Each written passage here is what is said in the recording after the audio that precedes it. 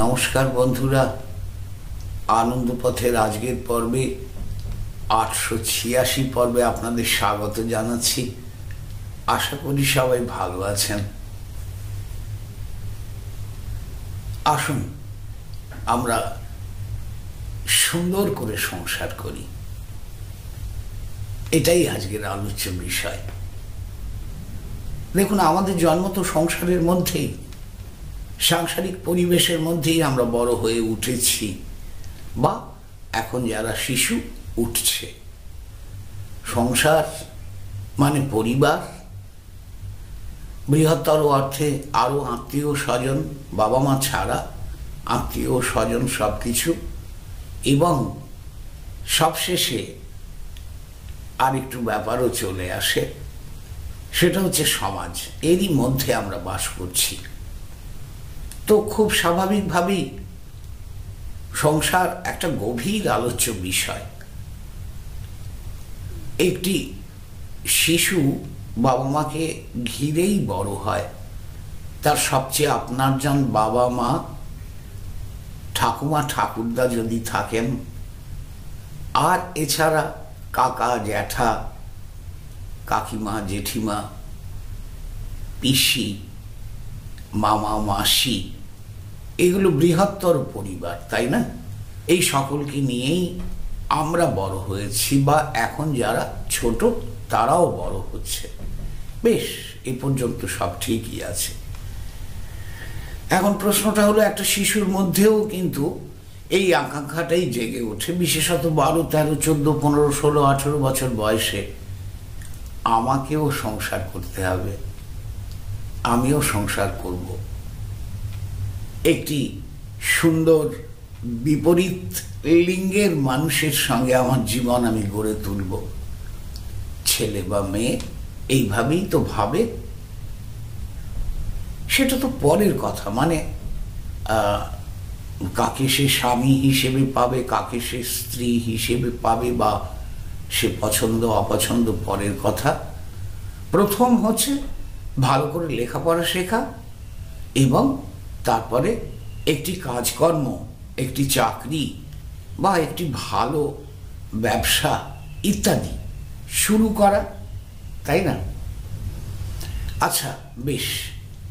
এখন দেখুন যে অনেক পরিশ্রম করে, অনেক অর্থ ব্যয় করে একজন যুবক বা যুবতী যখন তার পাঠক্রম শেষ করছে, তখন কিন্তু কোথাও কোনো নিশ্চয়তা নেই যে সে একটি ভালো চাকরি পেয়ে যাবে কিনা, একটি ভালো ব্যবসা শুরু করতে পারবে কিনা সফলভাবে, কিংবা একটি সুন্দর কাজ সে কোথাও পেয়ে যাবে কিনা। এর কোথাও কোনো নিশ্চয়তা নেই। বেকারত্ব আজ এত প্রকট যে সে কথা সকলেই জানেন, আলোচনার কিছু নেই। আচ্ছা, কত সময় আমরা ব্যয় করছি এই লেখাপড়া শেখার জন্য? একেবারে শিশু বয়স থেকে যদি হিসেব করেন, শিশু শ্রেণীগুলোতে যদি পড়াশুনো আমাদের শুরু হয়ে থাকে, তাহলে মোটামুটি উচ্চ মাধ্যমিক এবং তারপরে হয় কোনো কারিগরি শিক্ষার জন্য তৎপর হতে হবে, অথবা স্নাতক স্তরের পড়াশুনো, গ্র্যাজুয়েশন, মাস্টার ডিগ্রি, এইসব। তো এই দীর্ঘ সময় 3 বছর, 3.5 বছর বয়স থেকে শুরু করে অন্তত 24 বা 25 বছর বয়স পর্যন্ত একজন যুবক যুবতীর স্নাতকোত্তর ডিগ্রি লাভে চলে যায়। এই সুদীর্ঘ সময়টুকু পার করে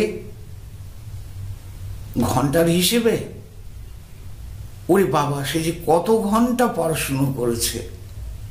খুব ভালো ছাত্রছাত্রীরা 30,000 ঘন্টা পড়াশুনো করবে, একটু মধ্যমানের ছাত্রছাত্রীরা অন্তত 25,000 ঘন্টা পড়াশুনো করবে। এগুলো আমার হিসেব নয়, আমি যারা এগুলো নিয়ে অনেক বেশি গবেষণা করেন তাদের লেখায় পড়েছিলাম এক সময়। যে একদম অর্ডিনারি স্টুডেন্টরাও 20-22 ঘন্টা পড়াশুনো করে, আর মাঝারি ধরনের ছাত্রছাত্রীরা 25,000 ঘন্টা পড়াশুনো করে। তাহলে ভেবে দেখুন যে কি সাংঘাতিক পড়াশুনোর জন্য আমরা সময় দিয়ে থাকি। কিন্তু এই সময় দেবার পরেও আমরা নিশ্চিত নই আমরা একটা চাকরি বাকরি পাবো বা আমাদের কোনো রোজগারের রাস্তা চলে আসবে। বেশ, এও না হয় হলো। এগুলোই কি আলোচ্য বিষয়? না, এগুলো আলোচ্য বিষয় নয়। প্রশ্নটা হচ্ছে যে এত দূর উচ্চশিক্ষিত হয়েও যে কোনো যুবক যুবতী যথেষ্ট নম্র, বিনয়ী, ভদ্র, শান্ত, হ্যাঁ আমি অনেক বিশেষণ ব্যবহার করছি, চিন্তাশীল, দায়িত্ব এবং কর্তব্য পরায়ণ হয়ে ওঠে কি? আমরা বেশিরভাগ ক্ষেত্রেই উত্তরটা পাবো না। ছোট থেকেই আমরা স্বার্থপর হই, লোভী হই, বেশিরভাগ ক্ষেত্রে আমরা নিজেদের টুকুই কেবল বুঝতে শিখি, আর অনেক জিনিস পেতে চাই। কামনা বাসনা আমাদের অল্প বয়স থেকেই ভেতরে কাজ করতে শুরু করে। আর এছাড়াও আমরা ঝগড়াটে হই, মারামারিও করতে পারি, অনেকেই করেও থাকি। অপরের ক্ষতি করার চিন্তা আমাদের মধ্যে বেশ যথেষ্ট পরিমাণে থাকে। আচ্ছা, তাহলে একটা জিনিস স্পষ্ট যে এই শিক্ষা, যে শিক্ষার মধ্য দিয়ে আমরা যাচ্ছি বর্তমানকালে, এটা তো ভারতের প্রাচীন বা প্রকৃত শিক্ষা পদ্ধতি নয়। এগুলো ব্রিটিশরা চালু করেছিল আমাদের জাতীয়তাকে ধ্বংস করে দেওয়ার জন্য। তারা ক্লার্ক তৈরি করতে চেয়েছিল, এক ধরনের যন্ত্র, ইস্ট ইন্ডিয়া কোম্পানির ক্লার্ক। সেই ক্লার্কের যেটুকু কাণ্ডজ্ঞান থাকা দরকার তাই নিয়েই চিন্তা ভাবনা হয়েছে। সেইভাবেই তারা এই শিক্ষা ব্যবস্থাকে চালু করেছিলেন। না হলে আর রবীন্দ্রনাথ কেন শান্তিনিকেতন শুধু শুধু শুরু করতে যাবেন? যারা রবীন্দ্রনাথের লেখা দেখেছেন, পড়াশুনো করেছেন, তারা জানেন এইগুলো সম্পর্কে রবীন্দ্রনাথ স্পষ্ট মতামত দিয়েছিলেন। যাই হোক, তো আমাদের শিক্ষা ব্যবস্থা এগুলো নয়, এগুলো বিদেশি শিক্ষা ব্যবস্থা। আমরা জানি না কবে এগুলো পরিবর্তিত হবে এবং আমাদের দেশের শিশুরা আবার মানুষের মতো মানুষ আবার শিক্ষা পাবে। কিন্তু একটা কথা ভেবে দেখুন, আমি যে কথা একটু আগে বললাম, যে আমরা কি সত্যি শান্ত, ভদ্র, ধীর, স্থির, চিন্তাশীল, সহনশীল, ভদ্র, বিনয়ী হতে শিখলাম? কেউ না। এত উচ্চ ডিগ্রি লাভ করেও আমরা কত হিংসুটে, লোভী হয়ে বড় হচ্ছি, কেবল নিজেরটুকু ভাবি। তো এখানে আমাদের সেই ছোট্টবেলা থেকে অতি প্রিয় বাপ মাও তুচ্ছ হয়ে যান। তাদের জন্য ওল্ড এজ হোম আছে, বৃদ্ধাবাস। আমার যে শুধু নিজস্ব ভোগটুকুই দরকার। কি অদ্ভুত যন্ত্রণার বিষয়! যাঁরা বৃদ্ধ হয়েছেন তাঁরা বুঝতে পারবেন, অল্প বয়সীরা বুঝবে না, যে চারপাশে কেউ নেই। নিজের সন্তান, যার জন্য সর্বস্ব বিলিয়ে দিয়ে প্রাণপণ চেষ্টায় তাকে মানুষ করেছিলেন, সে একদিন বাড়ি থেকে চলে যেতে বলছে। এও নিদারুণ যন্ত্রণার বিষয়। তো এই স্বার্থপরতার শেষে 25,000 ঘন্টা ব্যয় করে আমরা কোন মহাসাগরের সামনে এলাম? হ্যাঁ, সে নিজের মতো একটি চাকরি জুটিয়ে নিয়েছে, ভালো রোজগার করছে, ভালো ভোগ করছে এবং সুখে আছে। কিন্তু দেখুন, আসল কথা, সংসারও কি আমরা করতে জানি? এই যে দীর্ঘ ট্রেনিংটার মধ্য দিয়ে আমরা পার হলাম, আমরা কি সত্যিই সংসার করতে পারি? সংসার কাকে বলে তাই জানলাম না, সংসার কিভাবে করতে হয় তাও জানলাম না। তাহলে স্বামী স্ত্রীর ঝগড়া আজ তো প্রতিটি পরিবারে আমরা দেখতে পাচ্ছি। কি বিচ্ছিরি ঝগড়া, কি অসহনশীলতা! তাহলে বহু ক্ষেত্রে বিবাহ বিচ্ছেদ ঘটছে, যদিও তার সংখ্যা কম এখনো, কিন্তু ঘটে। তাহলে আমরা শুধু বাবা মাকে, আত্মীয় স্বজনকে দূরে সরিয়ে দিচ্ছি তা নয়, আমরা উপযুক্ত মর্যাদা দিয়ে আমাদের স্ত্রীকেও আপন করে নিতে কিন্তু পারছি না। সে শিক্ষাও আমাদের হয়নি।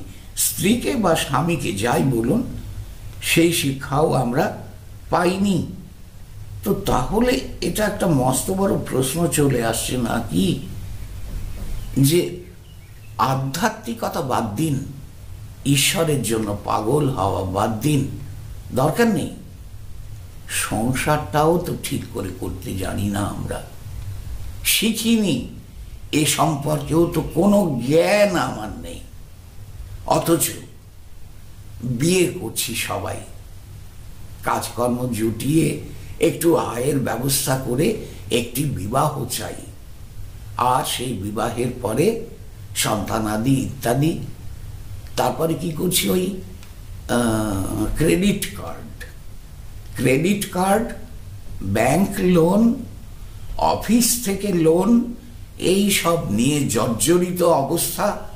চতুর্দিক থেকে সেগুলো আমাদের কাছে যখন পরিশোধ করার জন্য চাপ আসছে, তখন আমাদের মাথা খারাপ হয়ে যাচ্ছে, আমরা পারছি না সেগুলো সামলাতে। এইভাবেই তো সংসার জীবন কাটে আমাদের। বিভিন্ন ধনী আত্মীয়ের কাছে ঋণ নেওয়া, ব্যাংক থেকে ঋণ নেওয়া, ক্রেডিট কার্ড ব্যবহার করা, অফিস থেকে লোন তোলা। বন্ধু, এরই নাম কি সংসার করা? অসহিষ্ণু, কাউকে সহ্য করতে পারছি না, স্ত্রীর সঙ্গে কথায় কথায় ঝগড়া, আর সন্তানদের সঙ্গেও সুন্দর ব্যবহার করতে শিখছি না। আমি এই সংসার করেছি, আমি জানি না আপনারা কেউ কেউ হয়তো নিশ্চয়ই সৎ শিক্ষার মধ্য দিয়ে বড় হয়েছেন, সুন্দর করে সংসার করছেন, কিন্তু আমরা অধিকাংশই এই সৎ শিক্ষা পাইনি এবং সুন্দর সংসার করতে পারিনি। তাহলে উপায় কি? উপায় ঠাকুর শ্রী রামকৃষ্ণ বলে গেছেন বড্ড সরল ভাষায়। আমরা সেগুলো পরবর্তী দিন আলোচনা করব একটু বিস্তারিতভাবে। আমি বলেওছি এর আগে, হাতে তেল মেখে কাঁঠাল ভাঙতে হয়, ওই তেলটুকু জোটাতে হবে, কাঁঠালের লোভে পাগল হলে হবে না। বড় মানুষের বাড়ির, বড় মানে ধনী মানুষ, বাড়ির চাকর বাকরের মতো থাকতে হয় সংসারে। এসব কি অদ্ভুত কথা! কি বলতে চেয়েছেন তিনি? তিনি বলেছেন সংসারে থাকো নষ্ট মেয়ে মানুষের মতো। এ কি রে বাবা, এসব আবার কি? হ্যাঁ, আমরা সেইগুলো একটু বিশেষ করে বুঝব। তিনি কামারপুকুরের মহিলাদের কাজের প্রসঙ্গ ব্যাখ্যা করে বুঝিয়েছিলেন অভ্যাস যোগ। ঠিক এই সব কটা বিষয় নিয়েই আগামী দিন আলোচনা করব, আগামী পর্বে।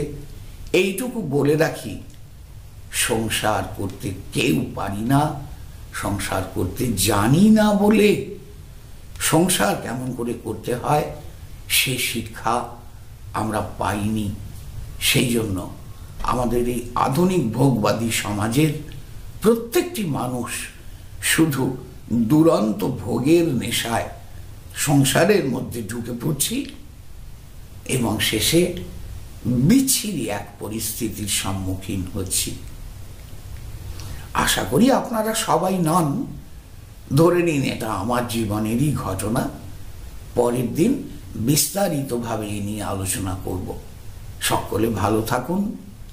সকলকে শুভেচ্ছা জানাচ্ছি, নমস্কার জানিয়ে আজকের মতো এখানেই শেষ করলাম।